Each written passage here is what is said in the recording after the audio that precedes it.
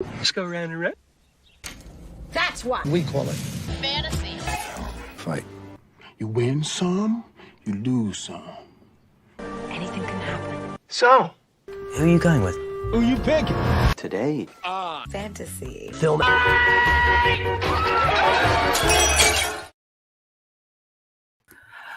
Ladies and gentlemen, welcome to episode number 86 of Fantasy Film Fights, the show where we take a random film topic and we draft it fantasy style. On today's show, even though it's episode 86, we are drafting movies from 1985. Why? I think because my co-host over here, Tony, picked a random year. Speaking of, hey Tony, how you doing today? Hi, I'm doing well. Thank you very much for asking. No, it's not. This is not a random year. This is one of the greatest years of all time, because one of the greatest songs of all time, 1985, "Bowling for Soup." What now? 1985, "Bowling for Soup." One of the best albums of all time. Yeah. I don't know if we can sing it before we get to one first, but yeah. Okay. All right, I get it. I don't like Prince, but I love "Bowling for Soup." I see how it is. I'm not allowed musical taste. I get it. No comment. I got nothing. Anyways, let me move on to introducing you guys to our panel today. It is all returning panelists. Let's start with the man right over here, Mr. Nico Gonzalez. Nico, how you doing today? Good. I think it's great that we're drafting from 1885. I know there's not a lot of film from that year considering it's on a cinema. I think it's great to educate people on where it came from, right? You know, Edward Muybridge, Thomas Edison, just a lot of great films to choose from that are really about 15. I mean, I already know that Kiss is going to be on there for sure. I don't know who's going to draft it, but I think the Kiss is really essential. Yeah. So I'm really excited to go back to 1885. Well, we are excited to have you joining us once again, Nico. Down over here in the corner, Ryan Permerson, aka The Quote, is back with us. Ryan, how you doing? I'm doing well. Thanks for having me. It's ironic. Talking about 1985. It's episode 86. I'm wearing my Class of 1986 shirt right here. So, yeah, everything's just falling into place, and it's good to see some new and familiar faces on the panel tonight. So this ought to be fun, right? Should be. Yeah, should be. And then last but certainly not least, joining us once again from the other side of the globe, we've got Richie Goodacre. Richie, how you doing? Yeah, going good. Looking forward to this. It's been a hot minute, but I really love the show, so looking forward to getting into it, and hopefully I can retain some of my list. And speaking of getting into it, in order to do that, we're going to have to figure out draft order. Tony, how do we do that? Absolutely. The way we do that is I've got a question here with numerical answer. All of you guys can have a shot at answering it. Whoever gets closest to the answer gets to pick the order. So who gets to go first, who gets stuck in the middle, and who takes it in the rear. Nearly 100 episodes, still not over that joke. I don't think anyone's laughing at it at home or on the panel. Saying. I know. But anyway, all right. So the question this week is, so 1985 had Live Aid, probably one of the greatest things in music.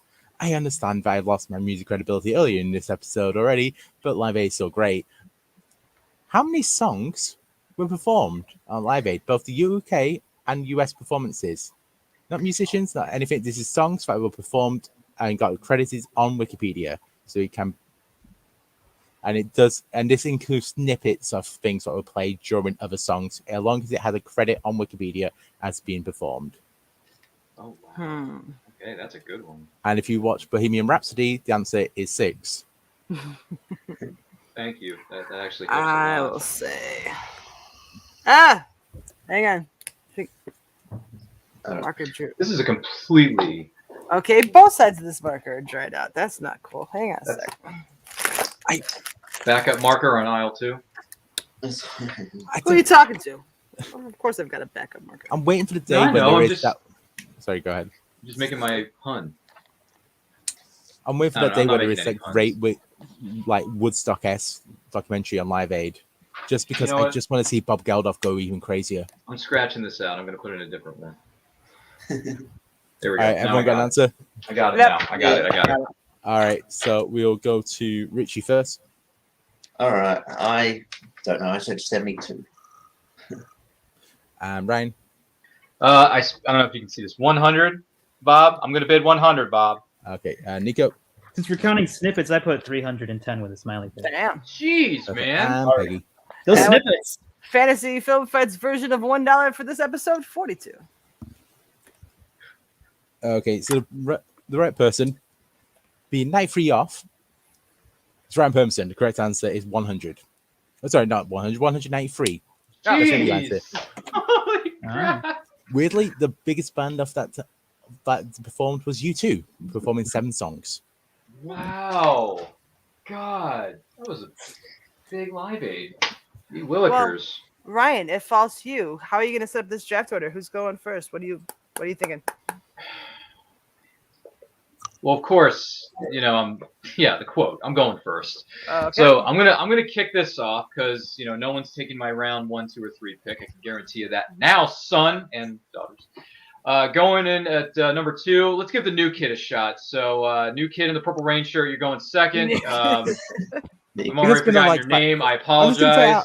Nico's been about the amount of same songs No, you have. he's the new kid to me. He's the new kid to me. I've never seen Like him a high before. school. Thanks for watching the show, Nick. Thanks for watching the show, Ryan. I've never seen him before. I'm Well, sorry. You'll dig him. Don't worry. I can rent Sorry, it. no offense, but you're the fresh face on the block here that I'm I've always never the seen fresh before. face on the blog. Have you seen this face? I'm always the fresh. No, I haven't, but congratulations, you're going in second, so that means second is the best. You won your Second's award. fine. Second's fine. Exactly. And then what was I saying here? Oh yeah. Going in at third, my boy Richie over here. What's up, Richie? Good to see you too, man. And Thanks, man. whatever comes after 3, I think is 4. So hot corner. Hot Yeah. corner. That'd be me. yeah, that would be PG. Unfortunately, you're going to be the fantastic 4th tonight, but you're still fantastic in our lives and in our hearts. So there you go. That's the order of tonight's festivities. I hope you like it, and if you don't, there's the door. Don't let it smack you on the way out. Well, don't let me stop you, Ryan. You're on a roll. You're officially on the clock. What is the first overall draft choice for the year 1985? Well, considering the fact that this is going to be my first Comic-Con that I'm going to this weekend that I've gone to since the apocalypse happened, and I'm very excited to go and be with my tribe, aka the nerds. I'm going to be cosplaying as this character, so I might as well get it out of the way now. We're going back to 1985, and that would be Marty McFly's Back to the Future. Yeah! We're doing it. We're going to show the people the true power of love. We're going to go with Back to the Future. What is there left to say about this film that hasn't already been said on 50,000 other podcasts? It's fun. It's endlessly rewatchable, endlessly quotable. It's got a great, line of fashion because I'm going to be wearing that life preserver denim jacket, striped shirt, red maroon shirt this weekend with a pair of jeans and a pair of New Balances. Sorry, I don't have the Nikes for this one, Marty. I apologize, but it's going to be fun nonetheless. So it's Back to the Future. Come on, we all knew this was coming. Yeah, I don't think anyone is surprised at this being the number 1 overall pick. I didn't write it down immediately just in case you threw some sort of curveball. So I know you can be like that sometimes, but I don't think it's a surprise to anybody out there that Back to the Future is the first one off the board. Anyone on the panel surprised? Nope. Nope. No. Did not think film so. of 1985. Yeah. Yep, I agree. I don't know. It's a small indie film. I don't think anyone's really watched it. Yeah. All right. Well, I mean, go ahead. I was gonna say I'm reading a book at the moment. Also, go ahead, Richie. I was just going to say, I feel like this has been brought up so many times on various shows that you kind of run out of things to talk about with this film. For sure. Yeah, it's a good movie and a classic movie, and I've got nothing else to say about it. Yeah. Everything's been said. Yeah, I would really. say not much to be added onto it. So, but I am interested to find out, because that is off the board now, what Nico will be going with his first overall pick. Well, 1985, I'm going to pick a film that's about outcasts. I'm going to pick a film that's about outcasts coming together for a common cause. And of course, that cause is to get a bicycle back. I'm picking Pee-wee's Big Adventure. Oh! Tim Burton's directorial Tim Burton's directorial This feature way? debut. And you thought you were going. Hey, I thought you were going another direction there, son. Timing. This movie, I mean, it's also like Back to the Future. What's there to say about it? Yeah, it launched really the careers of 2 prominent artists, that's right. Tim Burton and Paul Rubens, aka Pee Wee Herman. Yeah. It is a bonkers movie that even through high school, that Large Marge scene traumatized me. Yeah. And that's a recent kind of getting over that childhood trauma. Yep. Because he's just throwing these curveballs. And this movie goes off in so many directions that it shouldn't work. I love movies that you look at and you're like, this shouldn't work on paper. Mm-hmm. You know, the basement of the Alamo, a Yes. biker bar with tequila, a dream scene with clown, doctors and surgery, and a bratty kid actor with twisted sister. right? Like, how was this pitched? And with how this was weird this man greenlit? child at the center. Yeah, Jason Hervey before he was on Wonder Years too. It's insane. Crazy stuff, and yet it works. There's something about the singularity of the vision in this film D. Snyder cameo. that is so infectious. Pee Wee Herman as a character shouldn't work either. He does though. Paul Rubens gives him the right touch of like edge, get innocence.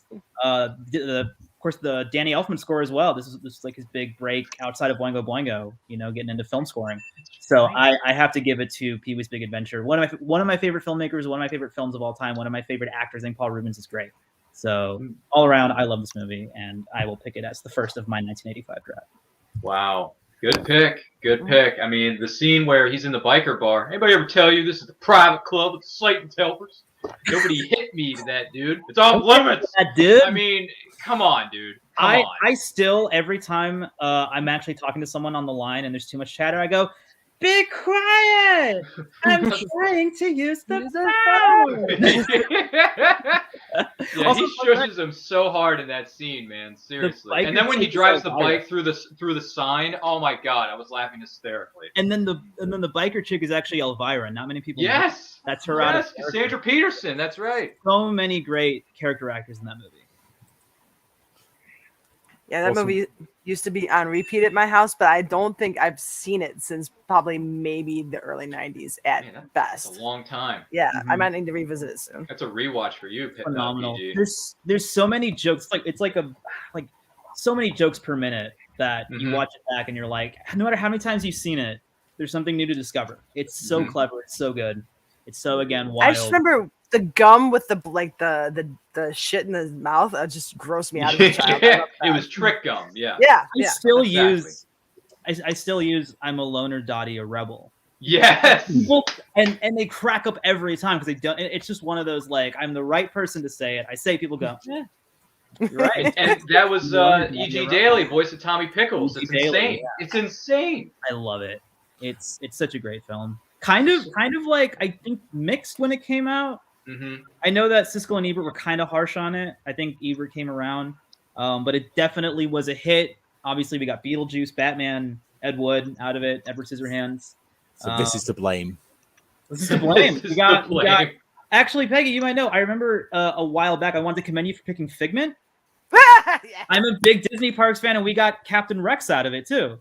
And Captain Rex is my boy. Oh shit! Yeah. So just a lot of great stuff coming out of the movie, and it's also just a great film in and of itself too. Like none of that came out. If we still had just this movie, I would be content. All right. Ooh. I'm not a big fan of this film, and when I say I'm not a big fan, I fucking hate Pee Wee Herman. I don't know. I think Richard might be in the same boat here. I'm not sure. Like, did did Pee Wee's Playhouse or anything go out in Australia? I mean, it did. Like it just wasn't really a huge part of my sort of like my childhood, but like I remember it being on. I remember it being on. Simone. Yeah. Sorry, I was looking at the chat. I forget Simone. That whole thing with the. I'm sorry. This movie's so good. It's only like 90 minutes long too. Yeah, that's crazy. It's man. short, Jesus. but everything about the movie, I'm just like, this is someone on an acid trip, and I need acid to enjoy this. Well, that's It's like- Tim Burton was telling you, hey, how you doing? Here I am. Here I am. Bold move as a directorial debut. Yeah, uncompromised. Also, it's written by Troy McClure, so that's the only. And Phil thing about Hartman. that I mean, film. come on, Phil fucking Hartman. Oh, that's right. He was the interviewer at the end of the movie. Yeah. He also wrote it with everyone, so it's like, it's maybe the worst thing Phil Hartman's been involved in, because News Radio is amazing. Oh, News Radio is amazing. what was the actress's name? Morgan Fairchild. That's it. She plays the altered version of Dottie at the end of the movie. I met her at Comic-Con. Very nice woman. Oh, cool. Yeah. Okay, so Pee Wee's Big Adventure off the board. Richie, over to you, sir. What is your first overall pick? Hi, Rory. All right. Look, I mean, I could pick a sort of a common one, but I don't know. I watched this again recently, and it's just bonkers. And I need to, and I could probably save it to later, maybe because it's not as known. But I feel like we will probably talk about it. I'm gonna pick a movie about a guy who gets dumped for because it's not popular enough, and then he has to he gets the K-12. No, he then starring John Cusack. starring John Cusack. It's called Better Off Dead. This movie is fucking bonkers. I love this movie so much. I didn't even think of that. It's just like I don't know how to explain it. It's just but like guy gets dumped is not popular enough. He comes to sort of suicidal, but then he gets challenged to be on like this he gets challenged to kind of ski this huge mountain in order to win back to sort of win his popularity back, I guess. And then but in the midst of that, K-12 champ. K-12, yeah, and he in the midst of it, he meets this this French girl and sort of fall in love. But yeah, it's just the weirdest, sort of the most absurdist comedy ever. Like at one point, there's like animated burgers singing, and it's just they just throw every idea at the wall, see if it sticks, and it's just I enjoy it immensely. And if you've ever seen there's a South Park episode I realized after watching this that does parody this movie where Stan has to do the same thing. But yeah, I would recommend this movie. I could probably take it later, but I wanted to get another one. So yeah, better. No, it was in my top 5. You snuck that up from under me. It's a good one, man. Seriously, if I get annoyed at somebody once in a blue moon, I'll just tell them go that way, really fast. And if something gets in your way, turn. I just it's a great one-liner to use. This is pure snow. Thanks. Do you realize the street value of this mountain? Look, Not a bad pick, man. Not a bad I can't pick. move my right arm. I think my favorite line was when he's about to jump off the bridge and then he gets then he has second thoughts and then he gets pushed there anyway and he falls into a garbage drunk, and then there's dudes like, well, why would fellas throw a perfectly good white boy like that? You were beaten to it earlier.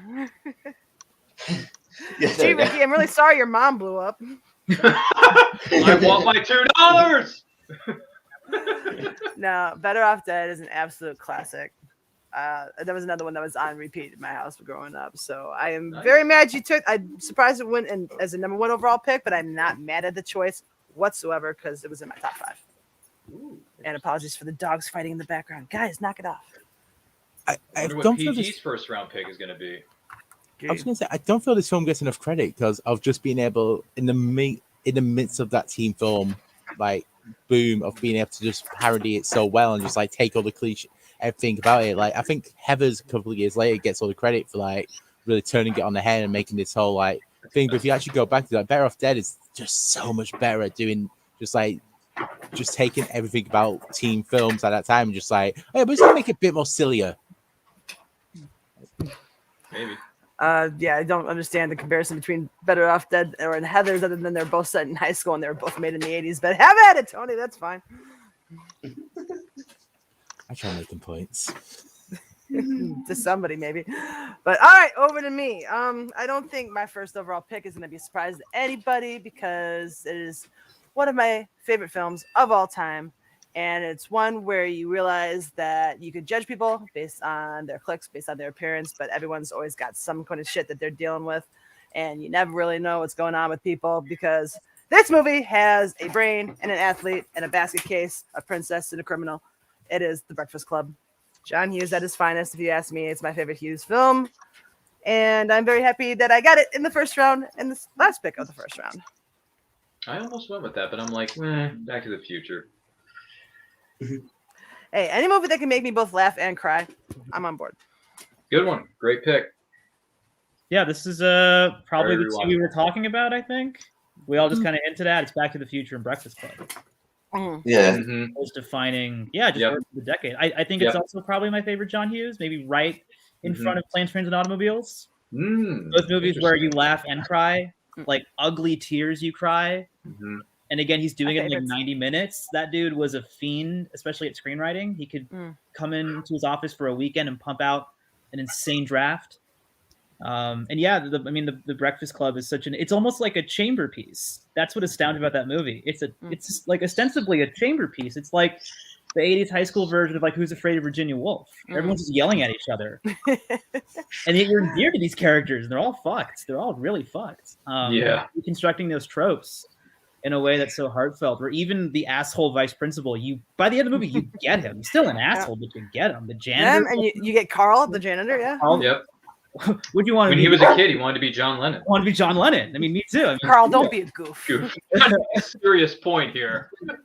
It's just and it never.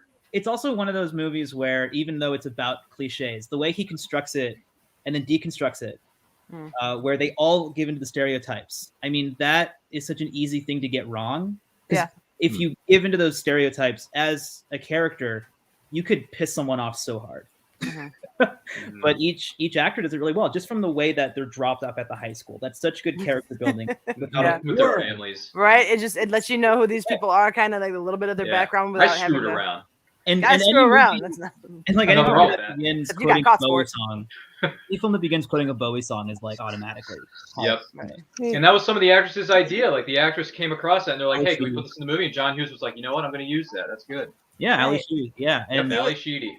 So many great, also like deleted scenes. I mean, like any John Hughes movie, probably a movie's worth of deleted scenes. Definitely worth picking up on Criterion. I agree. Yeah, it's a great Criterion edition. Yeah, highly. I mean, holds up. Endlessly rewatchable as well as quotable. Quotable. I quote it all the time. The thing about it is that there are such like tropes or like such stereotype like characters, but you could identify with little bits and pieces of each one. At least I could.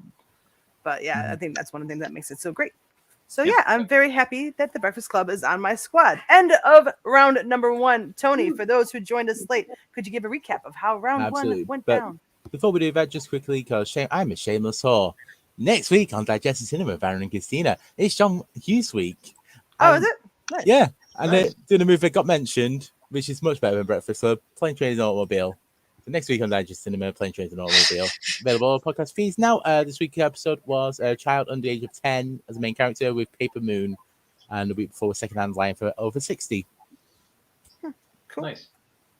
There we are. But we'll go to the draft now. All right, here we are. So round 1 for Ryan went with the 985 pick of Back to the Future. Nico went second with Pee-wee's Big Adventure. Richard went first with Better Off Dead. And Picky, Don't You Forget About Me. Breakfast Club. I shouldn't sing.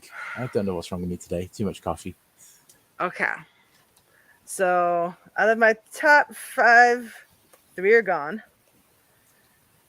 It's these 2. Actually, there's 3 left that I really want on my squad. I hope I get all 3. Which one of these 3 do I think is most likely for you fucks to take away from me? You know what? There's one I want to go just because I want to, but I have to go with, this is the pick I have to make because another one that was on repeat and can quote up and down, endlessly quotable, timeless movie. I'm taking The Goonies, guys. Oh. Yeah, big one. It's on my list too, damn it. The Goonies, it's another one of those ones where it packs so much into such a small movie. You're taking on such a ride, and not just the ride with the people who like the Goonie guys. You got the ride with the fatalities as well. It's such a fantastic movie for the entire family. And like I said, it's one of those ones where like God made us that way, we'd all be pissing in our faces. Like you can endlessly quote like any situation. So yeah. This is one of those movies that's had such an impact beyond just when it came out. I don't know if anyone suspected it would be the hit. I mean, of course, you have Spielberg behind it. Samwise and Thanos are brothers. It's right. Weird. Richard Donner directing it, Chris Columbus writing it, and it's had such an impact on when this whole '80s nostalgia boom that's been happening kind of goes back to the Goonies. Yeah. Stranger Things, right? Direct line Stranger Things to the Goonies. Yeah, they're ripping so much off all the influence '80s films. Homage, that's the proper word to say.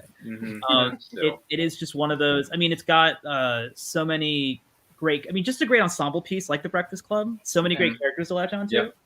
Like that adventure. It's like Indiana Jones. Speaking of, Short Round. More kid-friendly version.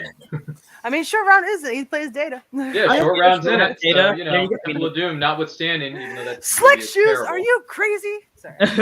Yeah, exactly. Hey, listen, I'm gonna go set booty traps. You mean booby traps? That's what I said. Yeah. Booby traps. Be quiet. Shh, be quiet, please, God.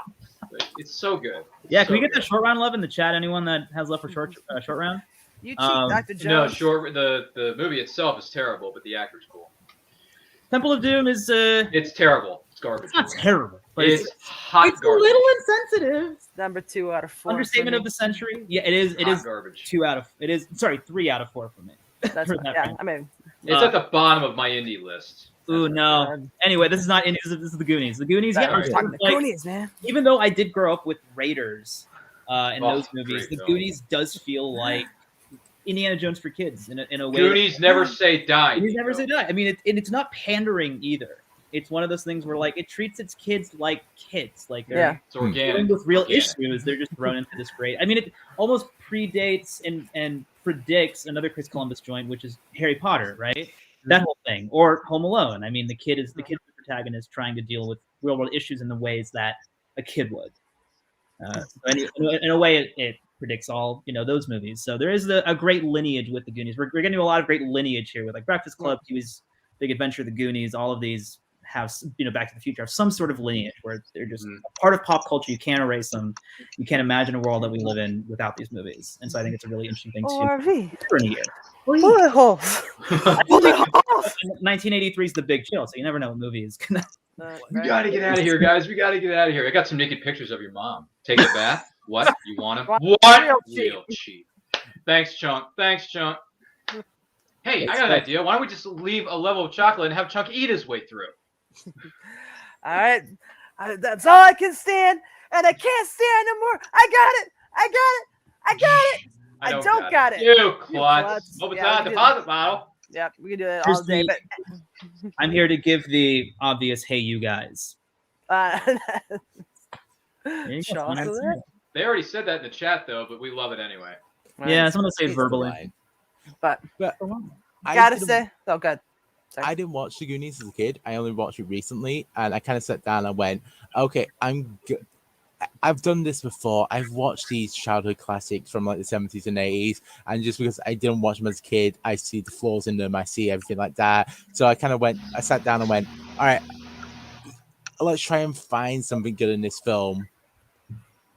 This movie is fucking amazing, and it's probably it would have been my first overall pick if Back to the Future wasn't there. Everything about it works perfectly. It's wonderful. The story is great. Maybe change one or two of the words a little bit, but just like never touch with a barge pole, don't rechange it. And Mama Fratelli is legitimately like, Anne Ramsey was like, oh yeah, you were in a different film here and it works perfectly. Like we could have taken you out, putting you in a more serious film. You kind of could have still worked. And R.I.P. Richard Donner. Yeah. Given your takes, I thought you were going to go in a different direction there. I was like, oh, Right? Yeah, I thought he was going to say it. building it up, and then he's going to say he hated it. No, but no, I'm good. Yeah, I'm he's good. may have watched a few opinions episodes are with about me to be where I say canceled. one thing and then I lean into another thing. So I don't know. Lessons are getting out. Word is getting But- out, I should say. I will say, the Josh Gad show reunited apart. I'm so glad that they did that and they got it in time to get Richard Donner to join them before he passed. So if you haven't Yeah. seen that, it's worth checking out. But I am very R.I.P. Richard happy. Donner. And I am hopefully, extremely happy with my team. Sorry, Tony, to cut you off. Go ahead. no, Again. I was just gonna say, You got a hopefully good it's the squad. only time we talk about Richard Donner tonight. No, probably not. But my team is looking strong. Over to Richie for his second overall pick. What you got, buddy? All right. So I've been on watched the show and been on it enough to know there's an unwritten rule on the show. Tony might have a thing. You'll find the hoodie. I'm gonna go for Rocky 4. I think it God. is. Wow. Ooh. It is My like top because, 10. I mean, look, if you look at it, like it's not Not even like, on the list. it's It's just not even that endlessly- good of a film. It's endlessly rewatchable. It's so dumb in the right ways. It's just so like cheesy, and I would go back and rewatch it. Does it hold a candle to the first one? Like in terms of quality, absolutely not. But this is like if you ask me which one I'd rather like on a lazy Sunday go and watch. I would watch this one just to tell you about very stupid dumb movie, and I like it. So I don't know how many votes would win in the chat. Who cares? Rocky 4. Yeah, this is a bold film. Rocky 4 is a bold film because in the same film, from the Best Picture winning Rocky, by the way, you have a movie where you kill off Apollo Creed and you have Polly reprogram a robot, basically be a sex slave in the same movie. and we're getting an extended cut. Like a Hashtag director's release the cut, Stallone yeah. cut. I heard the robot's all but gone in the new version. No, No? you put out the Stallone. You made that choice. You made Yep. that choice, my man. All right. Okay. Consequences will never be the same. Oh wait, I Yeah. should probably take this moment to plug my friend's podcast, Paulie Has a Sex Robot, where they watched every single Sly Stallone movie and reviewed it. That's a great title for a podcast. It's, Wow. it's the best one. I'm glad someone in the chat is speaking English. I fucking adore. I obviously like. I love the Rocky series. There's a joke always, but Rocky 4 is that one of, as Richard said, like Rocky 1 is the best film. It's the best one of the series. Maybe Creed, you can argue, I'd but argue. that's what. But you can't really sit down and watch that every single time because it's. But if you just need something, a big dumb fun movie, Rocky 4 is the perfect one. Ivan Drago is great as the villain, and it's just and it's just Nice. so cheesy American shite, and it's perfect. It ended the Cold War. That's right. Canonically, Rocky 4 Yep. ended the Cold Yeah, War. sure it did. Forget it. No, Go I to saw this film church. for the first time many months ago, and I'm thinking, wow, this is definitely when the franchise went off the jumped the shark, because first three films are solid. Rocky 4 and 5 to me are just so bad, they're bad. So cheesy, they're bad. Rocky Balboa, aka Rocky 6, is fan-flippin-tastic.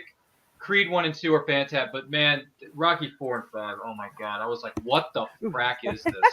So this is terrible. This didn't even make my list, nor would it ever make any of my lists. You didn't like when so, Ivan Drago listen, went to the good Berlin for Wall you, and Richie, Saddam for Hussein picking with it, because Lord knows I have no interest in ever watching Rockies 4 or 5 ever again. Period. I think you just say how you really feel, right? Just don't hold it back. No, it's okay, man. I'm not going to sugarcoat it. No, look, listen. If I'm going to love a movie, I'm going to tell you how I love it. If I hate a movie, I'm going to tell you how much I hate it. So there you go. At least we know I'll always get an opinion out of him. There's a Rocky 5. No, Yeah. What? 4 and 5 are hot garbage, man. They're dumpster fires. It goes Rocky 1, 2, 3, 4. Sylvester Stallone goes into the abyss for a while. Rocky Balboa. So on. According to don't know who- Spaceballs, there's Rocky 5000. Perfect. Just saying. Rocky 9, Adrian's Revenge. Anyways. Whatever, Russ. Whatever. All right.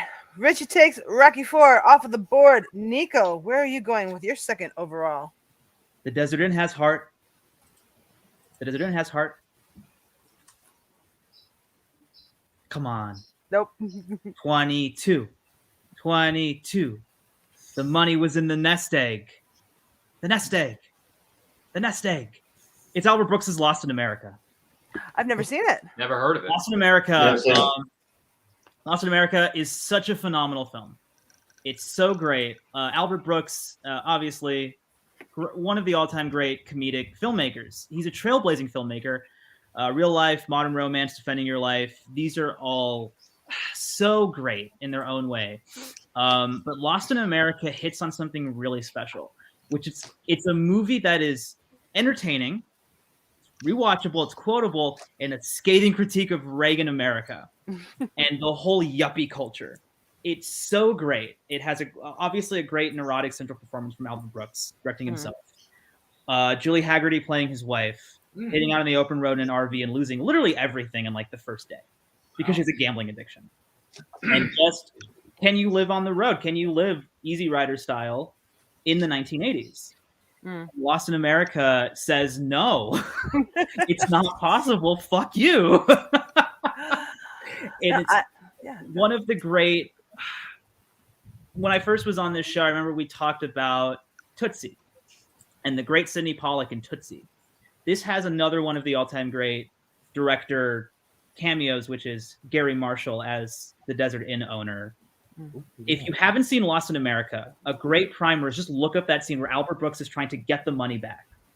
And he's pitching him ideas, and he goes, the Desert Inn has heart. He's singing this jingle to him, and he's like, well, we take money. We're a casino. Why would we give money back? And it's this great back and forth between the two that cracks me up every time I see it. Doesn't matter how many times I watch it, just that one scene. It just, I mean, the timing, the writing, just how it fits within this film as a whole. Albert Brooks, I don't use this word lightly, but Albert Brooks is definitely a genius. Yep. Right?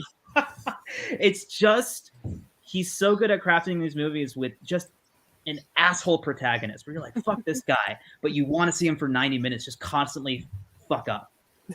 And it's if you like modern romance, if you like Spending Your Life, if you like, you know, any of his other movies, this is, I mean, I can't recommend it enough. This is just one of the defining comedies of the decade. Just one of those movies that has kind of gone underseen in a way. It's not like up there with The Breakfast Club in terms of, you know, what is remembered, but it is one of those that needs to be revisited, and one of those that still has a lot of truths that ring. That how much hasn't changed in like 30 odd years and almost 40 years. He just totally just nails it, and I love it, and I feel like I'm talking to a vacuum, but I just have to. I mean, I know we love Albert Brooks on here. We kind of skirt around Albert Brooks, but I love his movies. I admire him so much. And Lost in America was my, you know, first. That was my introduction to him as a filmmaker. I'd known him from Taxi Driver, you know, and his time on SNL, but as a filmmaker, it just blew my mind. I was like, wait, this is something else. This is totally something else, and it just throws you for a loop and doesn't look back. And I adore it. Yeah, I'm surprised I haven't seen it because Defending Your Life is one of my all-time favorite movies. Mm-hmm. Yeah, so this is definitely going on the to-do list. So I thought this was going to be your fifth round pick, Peggy. I thought this was like it's Albert Brooks, and also as Nico said, it's one of those films where it's just like it's just so good. Like, everything about it just works wonderfully, and it's just like I need to rewatch it. It's been a while since I watched it before, but yeah, it's just man. And now I need to watch that and Nomadland back to back just for that's a great double feature. That's amazing. Oh my God. That's a great double feature. I'm getting into the Albert Brooks list now. That's a great double feature. What if we look at Nomadland? The triple feature: Easy Rider, Lost in America, Nomadland. Triple feature. There you go. That's it. That's the triple feature of any night. Oh my God. That's your evening sorted, folks. All right. Either you gentlemen able to comment on Lost in America? No? Have not seen it. That's fair enough. All right. We move on over to Ryan to close out round number 2. Well, some of these films I grew up on, some of these films I recently discovered, but I'm going to go with one that I somewhat grew up on as a kid, but then I did a rewatch of it recently. I was like, you know what? This film's actually a lot of fun, especially one actor that, to me, just steals the entire movie, even though it's a big ensemble cast. So you get a group of people together, they go into this house, and they're locked in there, and they can't get out, and they got to figure out there's a killer among them. So they're trying to figure out who exactly is this killer, and what do they do it with. So you got to go with my boy Tim Curry, a.k.a. Wadsworth, and you got a whole cast of wonderful people, whether it's Martin Mull, Tim Curry, et cetera, et cetera, et cetera. I can't remember the other actresses' names right now. I'm sorry. But needless to say, Madeline Kahn, thank you. Leslie Ann Warren, there you go. Clue. Yeah. We're going with Clue because I rewatched this a few weeks ago on Paramount Network, of all places. And I was like, you know what? This film is actually pretty good. It's pretty fun. I rediscovered its greatness, if you will. But the fact that Tim Curry just takes this character and runs away with it, literally, because he's spewing out monologues every time they go into a room about who's doing what, how they did it, why they did it, all the. It's insane. This guy is incredible, as well as his fellow castmates. So I got to go with Clue. It's a fun movie. It's fun to watch. I know Kirk Kawakowski, the consigliere, he doesn't like good things in life, so I know he hates this movie, but I don't care, Kirk. Because Clue is fun. Get over it. So yeah, that's my next pick. I'm going with Clue. Random shot at Kirk out of nowhere. All right. Yeah, he doesn't like good things. Kirk doesn't really like good movies, and I feel bad for him. But someone must have hurt him when he was growing up. But we still love you, Kirk. You're still the consigliere in some of our books. Yeah, this is the movie I was debating between this and Goonies on which one to select for my second overall pick. Yeah, it's fantastic. But I remember as a child laughing so hard at the part where the ba-da-da-da-da-da. Yes. You're singing Telegram. I love that. Laugh so hard.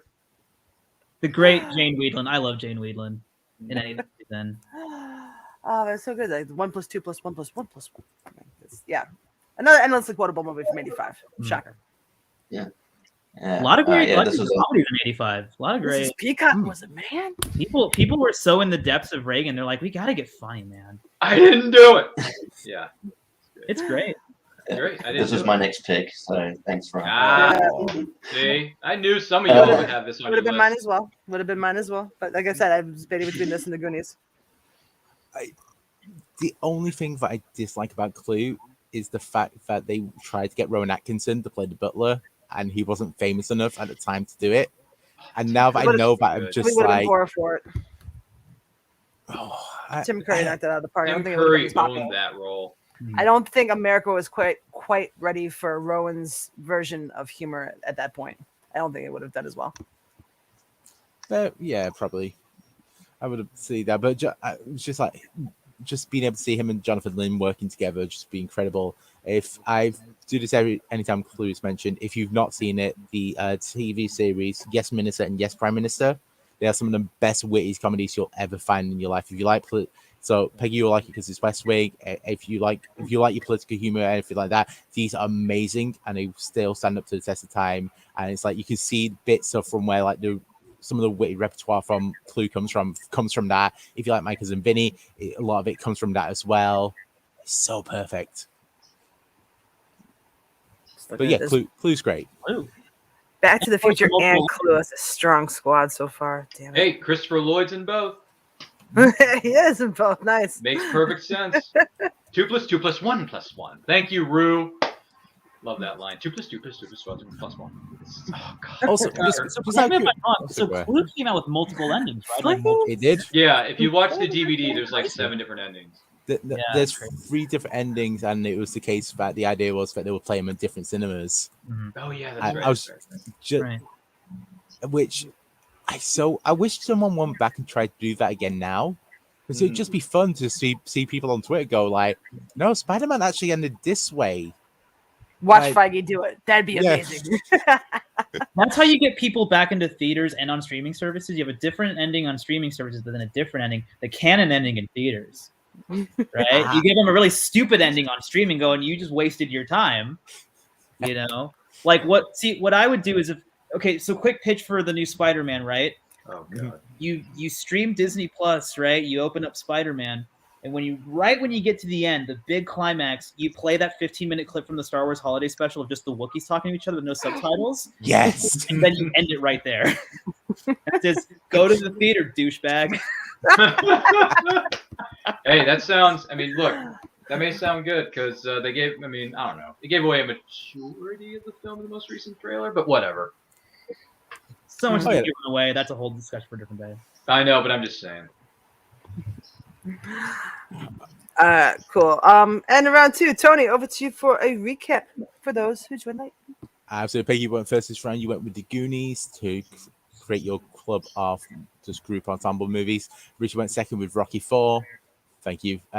Redbubble.com/feature productions for the Always Fit Rocky shirt. Nika went second, third this round with Lost in America, and Ryan went with Clue. Back over to Ryan, who's got a very strong squad, only to be made stronger by this selection. Take it away. Well, I don't know if this is going to be as strong a pick as my first two, but a strong beginning is a strong ending. It tends to go that way in a draft. It tends to start going. Yeah, I don't know. I mean, It's the nature of the beast. We'll end it with a positive. Hopefully, we'll see. I don't know, but anyway, this is another film that I grew up on as a kid. I remember renting this movie on VHS. Yes, VHS. That's right. I'm very old. And we had this at our library, Blockbuster, whatever it was. And I remember watching it, thinking, you know what? This is a more unique film. It's different than some of the other films from this studio that I've seen. I was very impressed by it. And I said, I did a rewatch of it some time ago during the pandemic. And I said, you know what? It's all right. And plus, it's about a girl trying to become independent on her own, going out there and looking for her long lost father.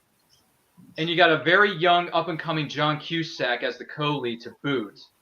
And you got a young up-and-coming actress at the time. No one knew who she was, Meredith Salinger. So I'm going with the journey of Natty Gann. Wow. Yeah. This is a very, a little bit different than some of the other Disney films. But, I mean, it's still got some Disney elements in there, but it's cool. It's a trek across country to find your dad. And I know what it's like not to have your dad around. You miss him terribly. granted, I may have lost my dad, differently than she did. Like hers is just, up in the mountains working his gig, but still, not having someone you really care about around it's rough. It's really hard. But for her to go across the entire country just to reunite herself with her dad, and she has a wolf as a companion along with her to boot. By the way, wolves are cool, wolf pack style for life. That's just, it's insane to me. And I really wish that Meredith Salinger would have done a lot more stuff after this movie, because she did some stuff here and there. She was in Lake Placid. She's probably done a Lifetime movie here and there. Hey, we all need the paycheck, honey. I understand. But I really wish she would have done more, because she had a really bright future ahead of her after this movie, I thought. Really impressed with her acting in this. So I'm going with The Journey of Natty Gann. I've never seen this one. You should check it out. It's on Disney Plus. Deep cut. It is. You got Ray Weiss in there. Ray Weiss is in it. Veteran actor. I've heard of this movie, have not seen it, but maybe if I'm on this John Cusack early kick, I'll give it a go. I will say this movie is one of the most beautiful films I've seen, because some of the shots are just like nature are incredible in this film. They spend a lot of time just like showing us like, oh yeah, here's some trees, and they're like, oh, it's like some absolute stunning shots. I think the film's fine. Meredith Salinger's good in it. It's 80s Disney. So it's not great. It's not terrible. Like, it's fine. Good to know. All right, The Journey Nico, of have you Natty. seen it? Or No, this is a deep cut. Check it out, man. It's on DP, Disney Sure. Plus. Yeah, I mean, All right. I'm a big fan of both Cusack, so Yep. really young, all up and coming Cusack John is Cusack real. at the time too. Every Cusack is welcome in my house. Let's be real. All right. Well, now you got something to do after the show. Sure. Well, I actually definitely do after the show, but something on to that, yes. You know what I mean. I know. Homework for later. Little stinky. Nico, we move over to you, sir. What is your third overall pick? So my pick for 1985 is a film that actually Tim Burton was supposed to direct. He wanted to direct this movie, a little movie starring Griffin Dunn, Catherine O'Hara, Cheech and Chong, directed by the birthday boy today, Martin Scorsese. It is After Hours. Ah, okay. After Hours is a film.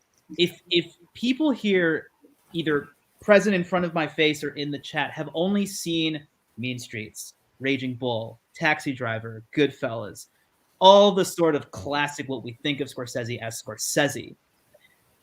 If they watch this movie and King of Comedy, you get such a different view of him as a filmmaker. Actually, he is such an eclectic filmmaker. He is such an eclectic storyteller. The stories he chooses to tell all have underlying themes, obviously. He's very keen on, various things that run throughout his whole career. After Hours takes that, and it's one of the most bonkers. I call it a rock and roll movie. It's like taut to the point. It goes fast. There's no frills to it. It's just about this guy trying to get home. He's on the wrong side of New York.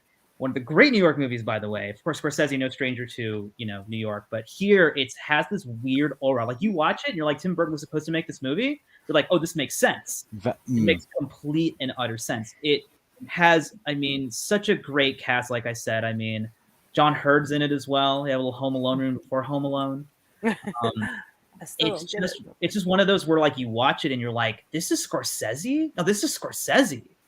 This is him just trying to break the constraints of what had been put on him as an artist, of him going, I can make bonkers shit if I wanted to. Like he was trying to get Last Temptation of Christ made, and he just needed a palate cleanser. He's like, I'm just going to make stuff like King of Comedy and After Hours, which like didn't fare well when they came out, but I feel like have become more in the public consciousness. I think especially After Hours. A lot of people gravitate towards After Hours because it is so insane. It is so what you don't expect from Scorsese, and yet you can still see it in his oeuvre. You can see the arc of his career going on.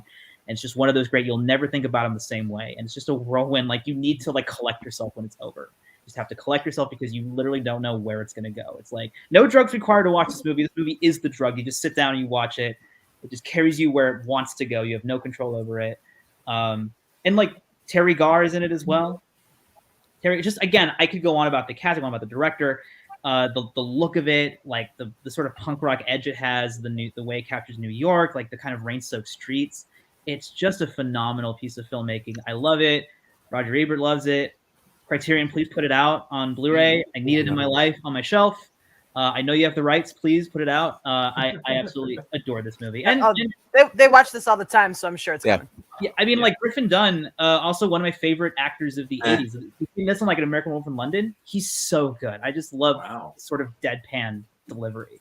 In this movie, he gets to shine throughout the entire film. So it's great. I love it. Go check it out if you haven't seen it. I love it. Yeah, I've not seen it.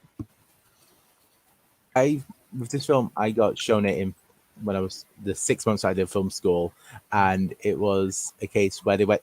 I didn't know anything about it, and they didn't tell you who directed it, and they asked after the fact, "Oh, who directed it?" People said the Coen Brothers. People said Sam Raimi. Like people like just random names out of the top hat. Not a single person said Scorsese. Then it was just like, then it was that reaction of wait, no. Then oh, wait a second, this makes a lot of sense now if you look at this, and yeah, it's the most non-Scorsese film there is, and it's wonderful for it. Mm-hmm. Yeah, I mean, you actually make a good point. Yeah. It does that new wave of American indie cinema. Like, if it's right in with the Coen brothers, Sam Raimi, Jim Jarmusch, all those cats that were coming out in the mid '80s, Scorsese was like tuned into that. He was really tuned into those scenes. So to see him, I don't know, have the budget to do it, have the forethought, have the what do you call it, the cachet to make a movie like this is really cool to see, and something he never really got the chance to do again, unfortunately. But he would go off. I mean, I'm a big fan of Kundun. I don't know how many people have seen Kundun. Disney doesn't want to put it out streaming in the States or whatever. That's a great film. Just one of those filmmakers where if you think you know the guy, look at some of his deeper cuts, and you get a whole new appreciation for his filmography. Good to know. Good tip. All right, After Hours off the board. Richie, your third overall. All right. All right. It's not like, After Hours was on my list as well, so that's going to be interesting. Anyway, cool. Well, you know, Ryan sort of mentioned in his sort of in his pick before, you know, he said something. Wolves are cool. Yeah, they are cool, and they also introduced the world to a very, you know, beloved actor, Michael J. Fox. So I'm going to Teen Wolf. Again, this is just a movie that was on in my household for a lot, and yeah, it's just very quotable. And yeah, it's just got that '80s sort of cheese to it, and that'll probably be a theme throughout my list. And yeah, I feel it's great. I can't, I don't know what to say about it, but yeah, it's I'm glad it'll still get a pick. I remember after watching this movie as a child wanting to like truck surf, if you will, just like right on the top of a car, truck, whatever. Beach Boys. Yeah, wanted to do that. Beach Boys. My parents weren't so happy with that type of influence that movie had over me. And who can forget probably the most outside of being John Malkovich, the most famous extra in film history. Yes. At the very end. Oh yeah. I'm not gonna say what he does. Yeah. I'm gonna say it. Just look it up if you don't know. Yep.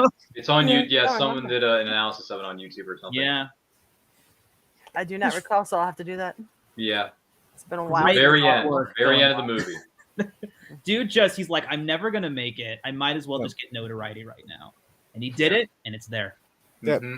Good soundtrack though in the movie. I think the soundtrack's pretty good. It's not bad. Especially the basketball song at the end. You know, can't remember the lyrics, but it's really a win in the end. Yeah, good song, man. Good song. You want to get inspired to be the world heavyweight champion? Boom, pop that song on. You'll feel like $1 million, guaranteed. Good song. It is. Speaks to the era. I've not seen this, and I didn't know it was an '85 film. And yes. MJ Fox had 2 big hits. Yeah, I was just about to say it came out August 23 and '85. It came out, it hit number 2 at the box office. Back to the Future beat it, so Michael J. Fox was 1 and 2 that week, which is pretty impressive. But he had a pretty good decade back then. He really did. You should check it out, man. Teen Wolf is fun. I just want to live in a world, not that I don't love Back to the Future, but I kind of want to live in a world where Eric Stoltz is still in Back to the Future. Michael J. just has Teen Wolf from '85. That would be an interesting age to live in. The alternate cut, yeah. The alternate cut. The Back to the Future where Crispin Glover and Eric Stoltz got to make the film that they signed on for. Oh my god! And they're just totally like, yeah, Zemeckis like, I don't know, run wild, I don't care. Whereas Zemeckis just didn't give a shit. He's like, I don't care, it's probably gonna flop anyway. I mean, on a technicality, Stoltz is still in the overall cut of Back to the Future because in the diner scene where he punches Biff, that's still Eric Stoltz's punch. It's not or it could be a stunt person too. They've debated if it's a stunt person. So who knows? Okay. Who knows how much is in there? It was a quick cut of Eric Stoltz. Sure. All right. Go on, Peggy. Third round. So, do you have another group of kids movie to go for? Kind of. I mean, do you consider college-aged kids? I guess I kind of do. I consider them kids. Well, this is about a kid, an actual kid, who is pretty much a genius, and he goes to college. What is he, like 14 or something like that? I think, and he's placed in a room with another genius, played by one and only Val Kilmer, plays Chris Knight, and I'm talking about the movie Real Genius because I adore this movie. Okay. Can't put his name on his license plate. My mom does the same thing with my underwear. Your mom puts license plate on your underwear. How do you sit? It's stupid little one-liners all throughout the movie. Love it. It is my favorite Val Kilmer performance, and that is saying something because he's had quite a few good ones.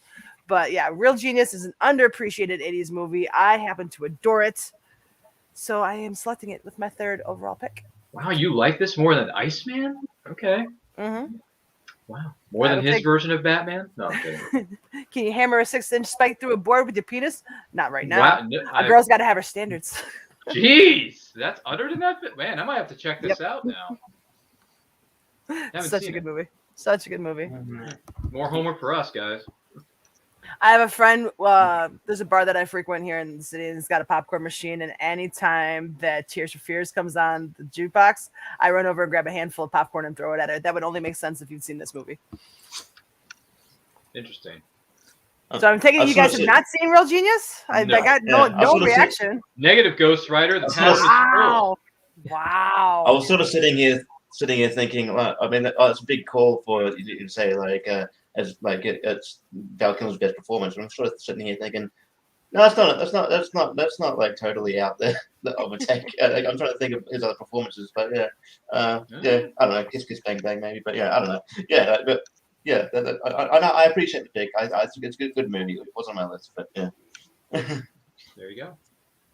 Oh yeah, it's fantastic. But if you guys have not seen it, there's no reason to spend time trying to discuss it. I highly recommend you check it out. Should you be in the mood for a truly 80s movie? I mean, like the professor that's like the main antagonist is William Atherton. I mean, how you don't get more 80s than that? Come on, Peck from Ghostbusters. Oh man. Yep. So, just saying, check out Real Genius if you've never seen it. But I will hand it over to Tony to recap round number 3. Nice. So round 3 went like this. Round 1 first with The Journey and Natty Gann. Nico went second with After Hours. Rich went third with Teen Wolf, and Peggy went fourth with Real Genius. May I just say I love my team so far? Just want to say that. Just Very want to put that out into the We ether. got some good squats here. All right, so but this is my conundrum. I've got 3 movies left that I really want to get. I know one I'm safe. I can save that, so pick 5. That's fine. I've got one that I really want to pick that I might be able to wait till round 5, and then I've got another one that might be picked by one of y'all fuckers. So do I take that one in hopes that the other one gets back around to me? So hard. You know what? I'm going to put my faith that one of you gentlemen will draft the one in question on this list. So I'm going to go with a movie that I happen to love. Okay. Didn't do very well at the box office, but got played on Comedy Central all the time.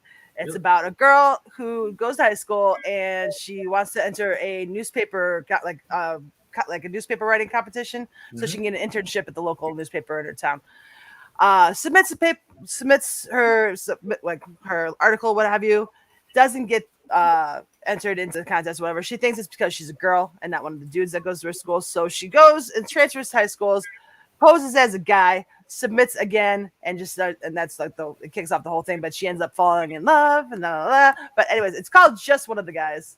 I don't know if any of you guys have ever seen it, but it's hilarious. Her little brother Bud has a lot of one-liners that'll crack you up throughout the entire thing.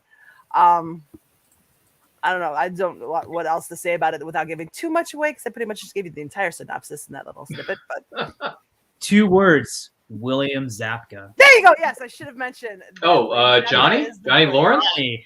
Yes. If anyone here hasn't heard the Patton Oswalt bit about Billy Zabka, No. I highly recommend it. Okay. I I mean, believe his name is Greg Tolbin in this one. just oh my god. Johnny I mean, Lawrence. I've seen clips from this film. It's just one of those, kind of lost to the ages film of like, I don't know, kind of like, I don't want to put in the same camp as movie, but almost kind of like Soul Man, where you're like, what the fuck? So this was like a long predecessor to She's the Man. Okay. Yes, Well, very pretty much so. yeah. And the reveal is just the same. And like that's how she proves that she's a girl. She like flashes. She's like, "Where do you get off having tits?" You know, I don't know. Wow. Okay. Interesting one-liners we got here. It is a loose adaptation of Shakespeare's 12 Nights, who does follow the She's the Man theory. Really? Yeah. Interesting. And then like the little brother's like teaching her how to walk like a dude. He's like, "Okay, there's something real key if you're gonna pass as a guy. Let me see you scratch your balls." And, like, Oh my god. I love that her guy voice is just, "Hey, yo, it's just me, one of the guys. How's it going?" right? Like if her name's if I was Terry, in school with so, that you know. kid, I'd be Really? like, Wow. "Are you okay, man? Like, are you on edibles or something? Like, you need to like sit down for a bit. You all right? You cool?" Oh man. But yeah, no, it's a really cute rom-com from the 80s. Some stuff's dated, but I mean, a lot of stuff from the 80s is dated at this point. But I happen to adore the movie. Wow, Malcolm knows what this is. Man. Yeah, see, it's a good one. I promise you. I don't pick shitty movies. You guys just think I pick shitty movies. No, it's cool. Respect. We got more homework to do afterwards. All right, Richie, back over to you, sir. 4th overall pick. What you got? All right, I'm gonna go off the beaten path a bit. I've picked a lot of like kind of turn your brain on weird, sort of wacky, like sort of movies. I sort of maybe my list is gonna look weird on the poll because it's just But anyway, I'm gonna go with talking about best performance before. I'm gonna go with one of Harrison Ford's best performances, and that's in Witness. I think this movie is great, fantastic. Harrison Ford delivers a hugely emotive performance. It's one of the always sort of go back to that like this Amish mum and son. They witness a murder, and then they seek protection from John Book, who's a police officer, which is Harrison Ford, and then in the midst of things, he uncovers corruption within his he has that they escape to Amish country. It's fantastic, and I wish more people talked about it. But I'm actually surprised I was able to get it for, to be honest. Witness.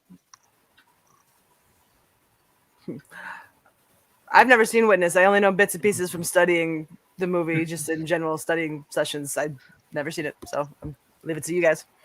Yeah, Never seen it either. Witness is one of those films that, I mean, you think of Harrison Ford, right? You think of like Blade Runner, Raiders of the Lost Ark, Raiders. Like Witness is one of those that kind of crossed over into serious territory.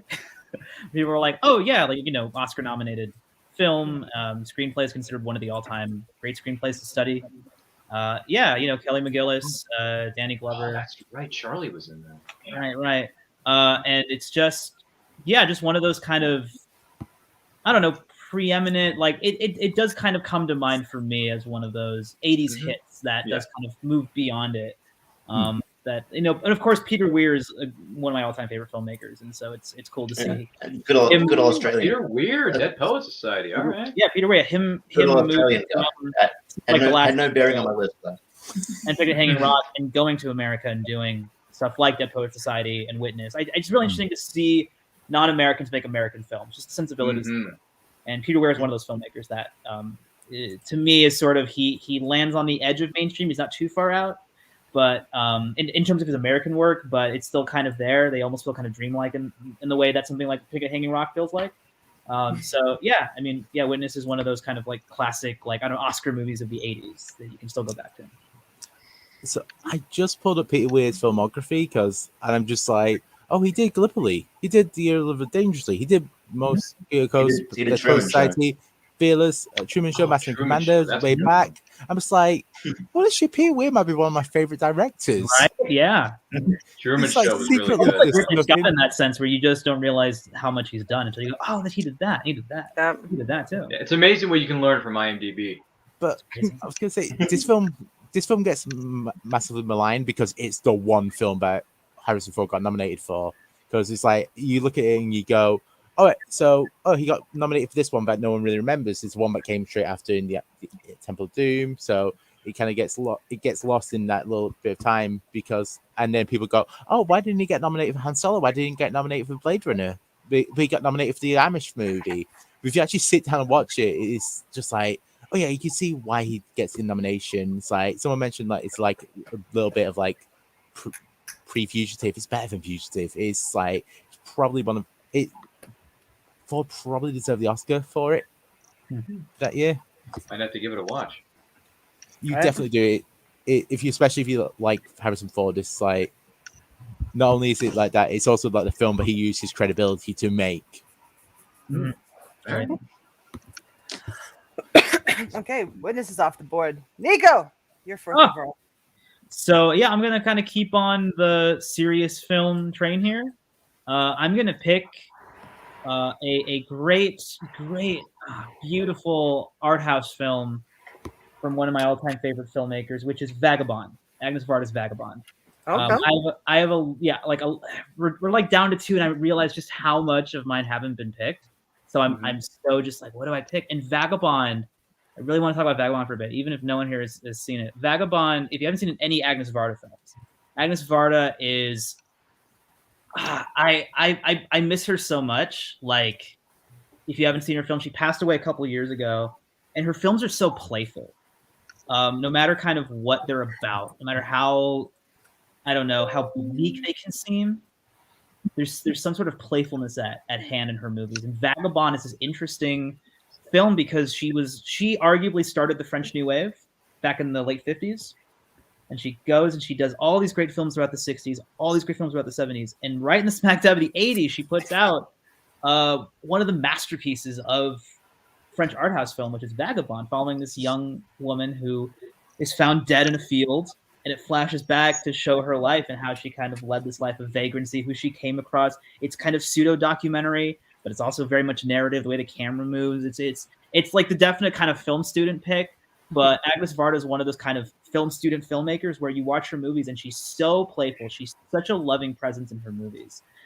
She inspired so many artists, including people like Martin Scorsese, to go into the field that they're in. And she's just one of those, like, you look up any interview, she's so great. The relationship she had with Jacques Demy is so great. And Vagabond just stands as one of those. You just watch and you let it wash over you. You're not quite sure what to think of it in the moment, but afterward, you put all the pieces together, and it's this great whole that I can't recommend enough. Like, you kind of have to be a little patient with it, but just the style, the technique, the story, what it's trying to say and what it does say. The performances, right? It's kind of understated in its way, but it leads up to such a satisfying whole when you contemplated the entire thing that I highly, highly recommend Vagabond. No, cool. Never heard of it. It's great. Right. I need to watch more of her. So I've seen like Cleo from 5 to 7, and it's like I've heard Vagabond has done incredibly well. And it's just like she's one of those directors, as you said, but it's just like she's the filmmaker's filmmaker. Like I think Scorsese once called her like the god of cinema and stuff like that. It's like she's like her and her husband Jack Demy. It's literally like just like, oh yeah, this is like the best of French cinema. From this couple, and it's just like, yeah, I can see why. Cool. All right, Vagabond goes on to Nico's squad. Ryan, over to you to close out round number 4. Man, we're coming down to the last few picks here. All right, so I saw this movie for the first time. Once again, it took a pandemic for me to watch some of these movies. It's great. So yeah, thanks, the world ending. So I got this set of movies during I think it was a Walmart. No, it was a Target. No, Walmart run. So after watching all these movies in this franchise, because I've only seen one of them. I haven't seen the other. So I went and I watched the rest of them. I'm like, this is a really good franchise. I could go without 4, but 1, 2, 3, and 5 are really good, at least in my opinion. Some people may think otherwise, but whatever. So let's talk about Sly Stallone for a minute. Okay. Because Rocky 4 is, it's not good at all. It's really not good. I disagree. But Sly, I'm going to give you credit where credit is due, because you came out with a film in '85 that was way better, much more enjoyable, and much more badass. And I'm going with Rambo: First Blood Part 2. Why? Because it is way better than Rocky 4. Anything is better than Rocky 4, in my expert professional opinion. And this film got a huge run. People were raving about this film, and stuff like that. And it was the second highest grossing film of 1985, right behind Back to the Future. Fun facts for you young kids watching at home. And this movie's just action-packed. It's badass, and Sly doesn't get a scratch on. Well, he maybe gets a scratch or two, but the guy is jacked up with like 8-pack of abs or whatever is going on, shooting off machine guns, firing arrows that make his enemies blow up. I mean, it's fun. It's fun. I like it. I enjoy it. I like the Rambo franchise, except for Rambo 4, but that's a story for another day entirely. But Rambo First Blood Part 2, which is a bit of a weird title, kind of confuses the audience just a little bit there. Just a little bit. But other than that, this is fun and enjoyable. What say you, panelists? Never been big on them. Go ahead. I was going to say, co-written by James Cameron. Yeah. Yep. That's right. First Blood Part 2. One of my favorite 90-degree turns in franchise history, where you have First Blood, which is this kind of somber look at how America treats its veterans. PTSD, yeah. PTSD, and it's such a great, like, almost kind of somber, kind of keeping its head down kind of movie where like it does violence, but it doesn't want to do violence. And then they were like, "Fuck it, let's crank it up, extreme for First Blood Part 2." And you're like, "Huh?" Is he called Rambo still? It's like if in The Empire Strikes Back, they're like, "What if Han Solo rode a skateboard and he was really rad and wore shades?" Extreme. I mean, the guy covers himself in mud and he kills a whole bunch of dudes in the jungle, so it's pretty cool to watch. I'm not saying it's not cool. I just kind of mad props for going that route of just taking the totally nonsensical route in your franchise with your big franchise star. Turn it up to and 11, of course giving yeah. a bump to fresh James Cameron in between Aliens and Terminator. Mm-hmm. We really needed that boost of First Blood Part 2 to cement his credibility. Good stuff. Great. It's enjoyable on Blu-ray. I'm sure it looks beautiful. I'm waiting for that 4K to come out. Yeah. You people in your 4K. I remember. 4K. I don't get it, but all right. I remember watching First Blood Part 2 and just going, "Oh, big explosions, all awesome, everything like that." Then going back and watching First Blood Part 1 and just like going, "Can I have more of that, please? I like Van Stallone more.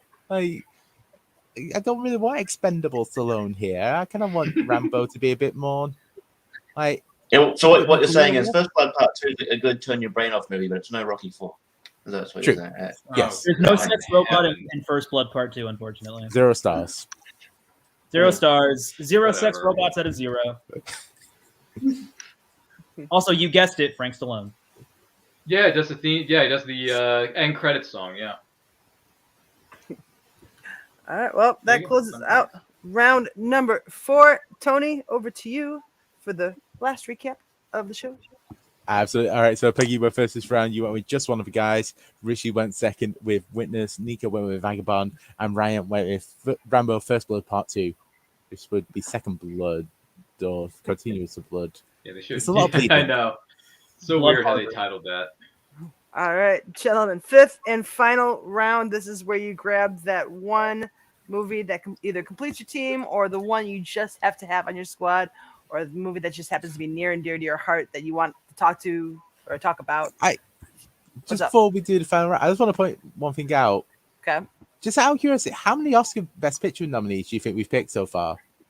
1. Oh, can I say 0? No, One. just the one. Is it 0 or It's is it one. 1? It's Witness, right? Oh, we It's got Witness. Witness. Harrison Witness. Ford, so that counts. That's 1. Studying is working. Sorry. There you go. You picked one. I'm looking here at like even the best actors as well. I think Witness is the only film so far I've got nominated for multiple things at the Oscars that we've picked. Okay. Showing that the Oscars they mean shit.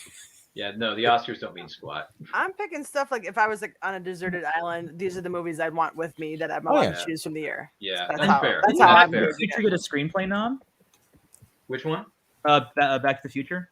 Oh, did it get some? I think it got best original screenplay nom. Did it get some Yeah, Oscar Yeah, buzz? it was or nominated. Yeah, but yeah, lost of witness. Oh, okay.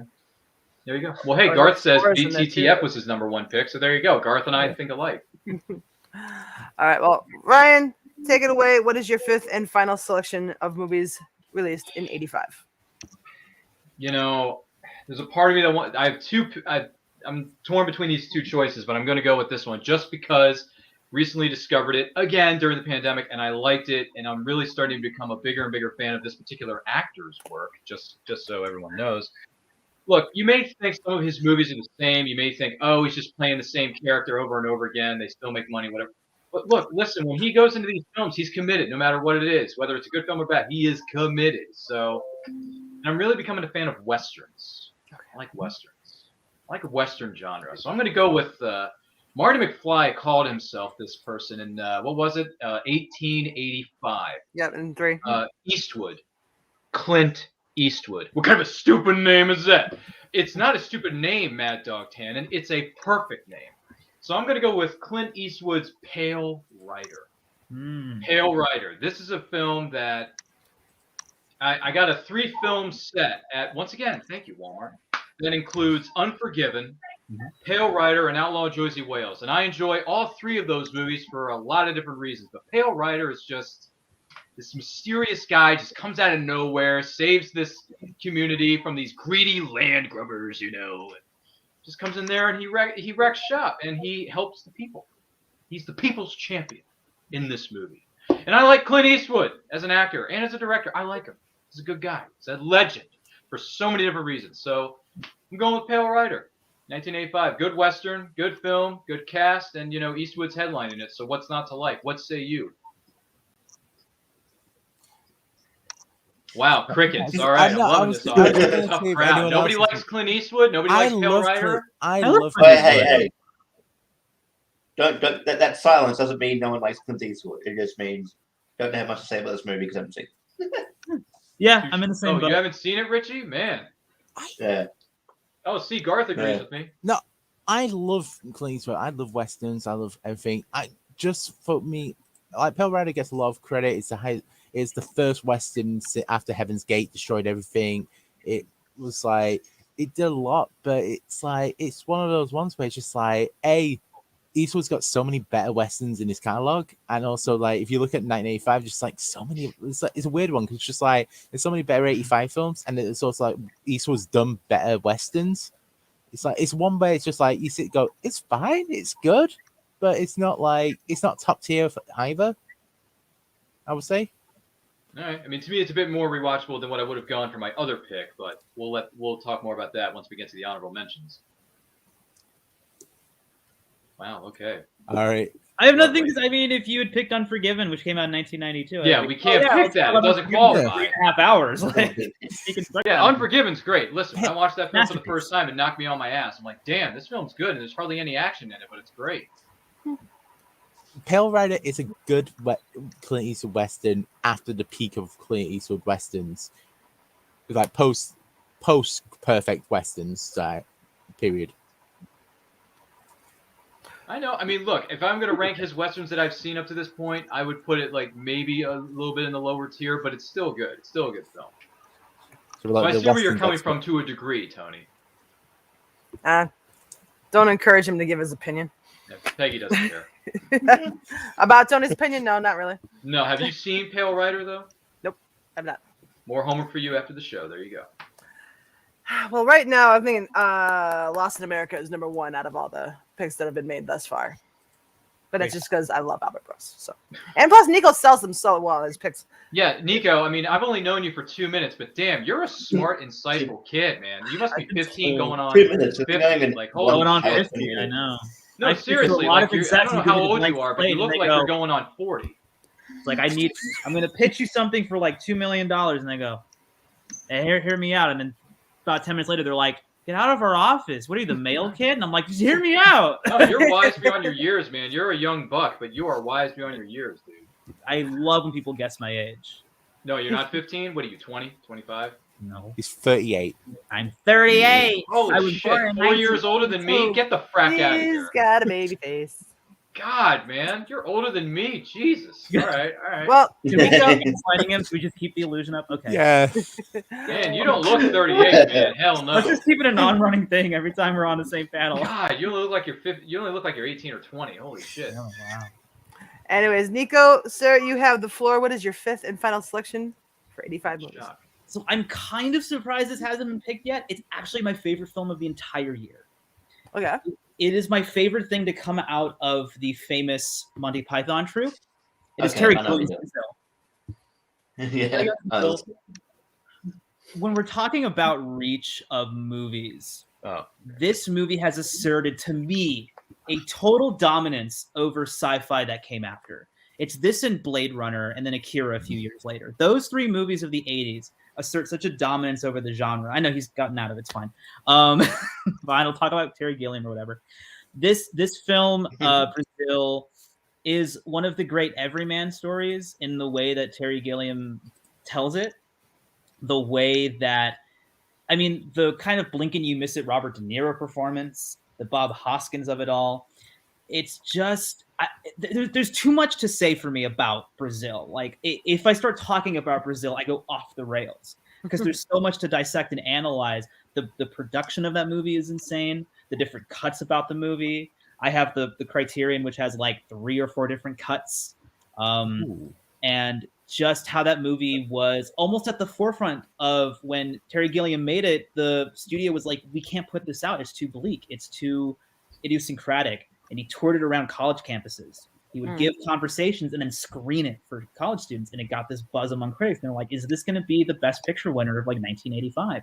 Wasn't nominated. Like, I don't think it got any award, which is a shame. Should have gotten at least production design, cinematography, all the technical awards.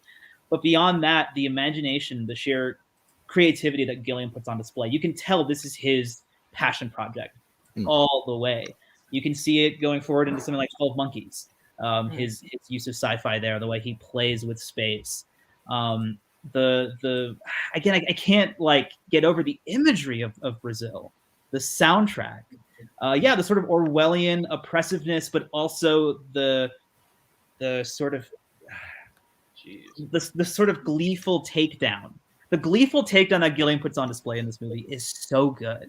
The sort of sardonicism, the kind of wry smiles, the sort of pointed critiques of what he saw as, you know, what like Billy Wilder did with The Apartment, of seeing these sort of corporate stooges and how can we make fun of them in the best way possible, while also being heartbreaking in its own right, also being one of the greatest sci-fi movies, also being one of the greatest films ever made. There's so many ideas packed in this movie that when it's over, it's like After Hours, where you just got to sit down and reckon with it and then go back and watch it again, and you realize how much of a masterpiece it is. And that it's one of those singular pieces where it can, all the stars align, it can never happen again. And I'm glad it happened, because Brazil, for me, is one of the great films ever made. I think it's arguably the best film of 1985. Brazil is just a masterpiece in all departments. I love it. If you haven't seen it, check it out. Cannot recommend it enough, obviously. Of your 5 selections, Nico, I've seen exactly one, and that's the first one. Nice. But I love the way that you passionately talk about these films, and it makes me want to see every single one that you select. I love it. That's why I'm here. Yeah, seriously. I never heard of this one, but geez. You're one hell of a salesman, dude. Way better than Tim Dalen in Days of Thunder. Like, holy cow. These references are killing me. God, man. I refuse to accept that Brazil's the best Monty Python thing, because I refuse to accept that an American made the best Monty Python thing. However, you do have a strong argument. It might be the best sci-fi film of all time. It's always in that conversation, and it's like, but it's just that thing of just like, it's a bit too bleak for some people, and I understand absolutely, but it's just like Jonathan Pryce, like it's the film that made him who he is, and it's just like, and people need to watch this and just go into it, just not like, just for love of Christ, don't do what I did with someone and go, oh yeah, do you want to watch a Monty Python film? Then put Brazil on. It's not. That's the thing, is also It's not a Monty Python movie. Not a Monty Python movie. It's not a Monty Python movie, even though it has the hallmarks of one. But Gilliam is sort of left to his own devices. He comes up with Brazil. He's like, hey, come on, man. This is when he's allowed to like. Sorry, go ahead. Sorry, I was just gonna say most of my like list is probably like late sort of lazy Sunday movies, and I really love Brazil. It was on my list. I was gonna pick, just to round it off. It's gonna be weird. I was gonna pick it as off the beaten track again to be kind of serious. But yeah, it's not one of those movies where you're like, you really need to be in the right mood for it. But yeah, if you're in the right mood for it, it's fantastic. Good to know. All right, Nico's squad is full up. Richie, your final pick. All right. I've been debating this. I'm gonna go for sort of maybe a horror movie that doesn't really get talked about much when people talk about like great horror movies. Guy at school, and he realizes his kid who realizes his neighbor is a vampire, and that is Fright Night. I think Fright Night's great. I think it's just a great horror movie, directed by Tom Holland. Not that Tom Holland. That Tom Holland wasn't even a sperm yet. Twinkle and Tom Holland's dad died Fright Night. Yeah, and it's just like just a really fun movie. Like Chris Sarandon puts it on like a really good performance, and also spawned one of the better remakes. I think. But Fright Night, if you haven't checked it out, it's I think doesn't get enough credit when talk about like great sort of 80s horror. So this is all you fellas. I've never seen Fright Night. Yeah, one of those. I saw the remake with Colin Farrell. The remake, yeah, which remake I think I enjoyed. Yeah, I think it's fondly remembered. Both versions, which is like the remake. I mean that's also a genre that we haven't really gotten into. And when we get to honorable mentions, there's a couple horror movies that I would love to have picked. But just an interesting time for horror, the 1980s. This weird, like, you have the mainstream slasher movies, then you have these weird sort of second tier, third tier underground movies that have almost kind of superseded their way into the cultural zeitgeist of like, these are the best horror movies of the decade. Because they're not formulaic, they're going off the beaten path, and thus getting really creative and getting really interesting and not bowing down to like the money man, so to speak. They're just singular visions. We don't know if this is going to work. And they did, and either they were hits or not, but time has kind of been kind to them. So this, to me, is kind of in that camp of like second tier that has kind of become first tier 80s horror movies. It's one of those ones where if you compare it to like some classic horror, it's never going to stand up to its own. But like, as Richie said, this list is some more like the lazy Sunday films, and Chris Sarandon is fantastic in it. As well, like. It's just like one of those actors where just like, oh yeah, you're 100% this character, and I'm here for every second of it. Please and thank you. All right, Fright Night's off the board. Last pick of the draft falls to me, and the two that I had left on my list are still there. Wow. I thought one of you guys would pick this one that I'm going to cap my team off with, but I can tell you which movie this is just by repeating one word in different tones. Doctor, doctor, doctor, doctor, doctor, doctor, and doctor. I'm taking Spies Like Us. I might go like all comedy. That's fine. I like comedy movies. If you've never seen Spies Like Us, it's Dan Aykroyd, Chevy Chase. They are kind of they're lower government officials, but they're tricked into thinking that they're the CIA undercover and they're these spies going into the Soviet Union. GLG 20s. Yes. Excuse me. Sorry, I don't know it. The decoys. Yes. They're basically decoys, and then they just the hijinks that ensue, and they kind of Forrest Gump their way through the mission. And it's a great comedy. Anytime you have Aykroyd and Chevy Chase together, I mean, sorry, it's gold. It's comedy gold. So Young up and coming Vanessa Angel makes a cameo in it, and one of the Coen brothers. Oh, really? One of the Coen brothers is in this? Yep. Yeah, Willikers. Who does he play? Him and Sam Raimi, I believe. They were. Oh, Sammy Boy's in this? Raimi pops up a lot in the 80s. They sort of. I don't know. They're just like blink and you miss some roles, like just nondescript kind of like I think they're like government official roles. And it's because Sam Raimi and the Coen brothers were friends, and somehow they found their way into this movie. So just through connections, and there you go. It's a funny movie. Just a few of the cameos. So you had Joe Cohen, Sam Raimi, Martin Brest, Terry Gilliam, Frank Oz, and Yeah, Bob Frank Hope, Oz was the exam. and BB King. Wow. Yep. As Gee playing whiz, man. There's a lot of cameos up in here. No, it's a good movie. It's an unappreciated 80s comedy, which is why I'm glad I get it on my squad. Are you saying I can keep the swallow if I help you pass the test? What do you think? Some good liners in there, guys. Some good liners for sure. Is it up to the standard of John Landis? Is this John Landis film? I've not seen it, but like you look at what he did around that time. So you had Blues Brothers, Three Amigos. American Werewolves, London, Trading Places, Spies Like Us, Three Amigos, Coming to America Three Amigos is after. classic. Like, is it the one that you just like? Oh, yeah, you can skip that one and just go watch Three Amigos, go watch Coming to America instead, or is it No, worth I it? mean, Coming to America is his high watermark, if you ask me. But that's just because I love rom-coms. I mean, this is on. I'd say it's on par with Three Amigos. No, I put it just a bit below Three Amigos. That's but fine. It's still good. It's enjoyable. It's enjoyable. May not be quite as good as Three Amigos, but it's a good film. Has That's its fine by moments. me. But hey, we've reached the end of the draft, guys. We did it. Woohoo! Tony, over to you. Give us how everyone's team broke out, and those of you who are in the chat, what did we miss? What did we forget to mention? Throw it up I in know the chat. one film that someone put in the Check chat, it and out. I'll mention in my honorable mentions. Yeah, we'll get to Alright. that in just a sec. Yeah, so we'll go with the pick. So Rambo in first overall, he went with Back to the Future for first overall pick. Clue, The Journey of Natty Gann, Rambo First Blood Part 2, and Pale Rider. Nico went second with Pee-wee's Big Adventure, Lost in America, After Hours, Vagabond, and Brazil. Rishi third, Bear Off Dead, Rocky 4, Team Wolf, Witness, and Fright Night. And then Peggy, Breakfast Club, The Goonies, Real Genius, Just One of the Guys, and Spies Like Us. Very diverse Love it. lists. Love it. Yes, and it'll be an interesting poll when it goes up. You never know. Yes. You never know which way those fickle fellows out there are going to vote. Mhm. But let's get everyone out of here. We're going to go around the horn. Anything you want to plug and promote and your honorable mentions. Nico, we will kick it off with you, sir. So honorable mentions, yeah, like I mentioned, I would love to have picked Reanimator and Return of the Living Dead, as well as Desert Hearts, Purple Rose of Cairo, Come and See, Mishima. These are all fantastic movies. I mean, it's crazy to break it down just how many great movies come out in a single year. But yeah, I mean, it's good.